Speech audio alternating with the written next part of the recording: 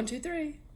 Good morning, America, and good morning, Hugh Springs, Texas. We're coming to you this morning from Studio H in Daingerfield, Texas. And we like to tell all the people out there just good morning. I hope you have a great day. And today when we get started, I'd like to give some shout outs to a few people that made this possible. The first one will be the technology crew. They're going to video, and I'm probably going to move around a little bit.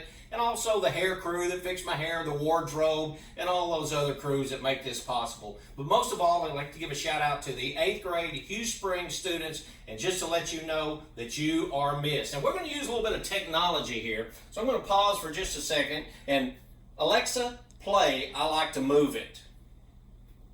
I Like to Move It by Cartoon Band on Amazon Music. Now, I hope while you're on vacation that you're getting up and moving around just a little bit. We don't want to sit there and just do nothing, but we want to get up and have some fun.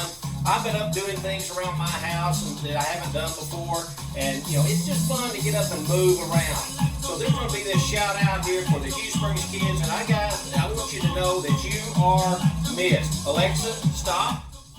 And hearing this technology, let me just tell you one thing that Hugh Springs kids, I really miss you guys. I can't believe that I get paid to teach you. They actually give me money to go there and have such a great time. And I missed you while I'm here at home. And then I'm thinking of first period. When first period comes in, that's an early morning class. They're kind of sometimes they're sleepy and stuff. But I've got people coming in the first period. They come in with a smile on their face. They come in with a bounce on their step and stuff. They're just a fun group of kids to be around. Second period comes in. Now, second period's my handshaking class. They always come around and they shake hands and stuff and they say good morning. And they're just bright of the morning. Third period class comes in and there's another happy group right there. There's some people that come in. I look to you every morning for a big smile on your face. You come by and you say hello and stuff. Fourth period comes in. They're a little quieter class. They come in and they get their work done and they got some great kids there. But then my afternoon class comes in.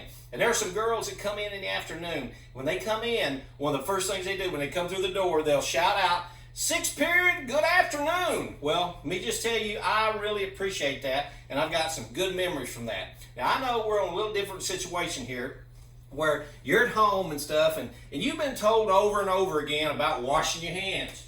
Here at my house, we have the Clorox wipes and stuff where we're trying to kill germs and all that stuff. And, they tell us to make sure that we wash our hands and do all that stuff. And my grandson, he was down here, and I was telling him to wash his hands. And he said, "How long, Grandpa?" And I said, "Well, they teach us two things. You can either say your ABCs." He said, "I know those." I said, "How about singing Happy Birthday?" You have to sing that twice. So he started singing it and washed his hand. And then he turned around and looked at me and he said, Grandpa, I think I get a little bit tired of singing Happy Birthday to myself all day long. So there's another one. Have you ever thought about using a history song to wash your hands with? You say, well, what kind of a history song could I use to wash my hands? Well, how about the one on the presidents? This would just be a review. It's nothing new that you'd have to learn. So if we start looking at, again, technology, and you guys, some of you laugh at me because you don't think I know a lot about technology, but if I took my phone right here, and I started washing my hands, and I'm singing the president's song. Washington, Adams, Jefferson, Madison, Monroe, Adams, Jackson, Van Buren, Harrison, Tyler, Polk, and Taylor, Fillmore, Pierce, Buchanan, Lincoln, Johnson, Grant, and Hayes, Garfield, Arthur, Cleveland, Harrison, Cleveland, McKinley, Roosevelt, Taft, Wilson, Harding, Coolidge, and Hoover. Now, you can stop right there, or you can go all the way through it. Now, we got a couple of kids. One, there's a girl that's in third period. She beat me singing the song. She's really fast. She's probably going to have to sing a whole lot more because she's so fast with the words. There's a boy in fourth period that beat me. He's going to have to do the same thing. But there's just a little, something you could do to help you when you wash your hands and also learn some history.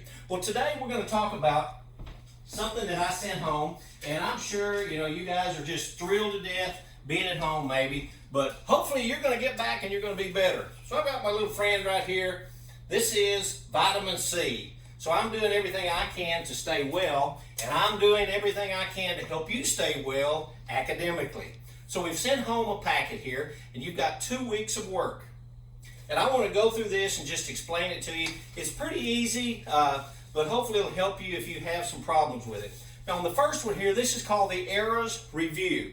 An era is just a time period. If you take different time periods in our country, the Civil War, those are eras. So this worksheet right here covers 12 eras or 12 time periods. And right up here on the first page, on the top left-hand side, it tells you that this was for the week of March the 23rd through the 27th. So you've got a box right here that's got all of these time periods here, and in each one it tells you the name of the time period, it's got a picture, and then it's got a word at the top that explains it.